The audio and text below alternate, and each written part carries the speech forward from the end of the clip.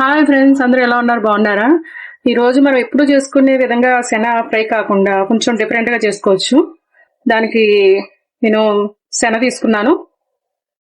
ఒక cotton cloth శుభ్రంగా తడిపేసి పెట్టుకొని దీంట్లోని ఈ శన పెట్టి ముడి వేసేయచ్చు. ఇలా ముడి వేసేసుకొని ఒక గిన్నె పెట్టుకొని దాంట్లో వాటర్ వేసుకొని ఒక గ్లాస్ వాటర్, దాంట్లో కొంచెం ఉప్పు, కొంచెం పసుపు వేసి అది దీంట్లో పెట్టేస్తున్నాను.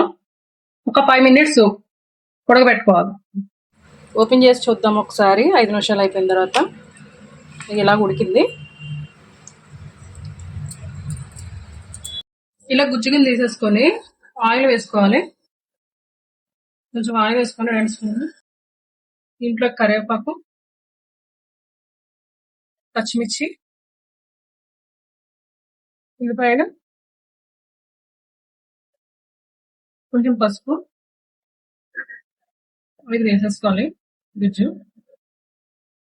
ఒక 5 minutes వేగాలి. 5 నిమిషాలు అయిన తర్వాత మన సరిపడగా కారం, ధనియా powder 1 spoon, garam masala 1/2 spoon, ఉప్పు సరిపడగా. ఇలాగా ఒక 5 minutes మూత పెట్టుకొని ఒకసారి చూద్దాము. రెడీ అయిపోయింది.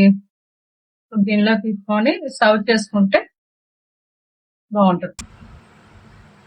ఇది మీ ఇంట్లో ట్రై చేసి ఎలాగుందో చెప్పండి.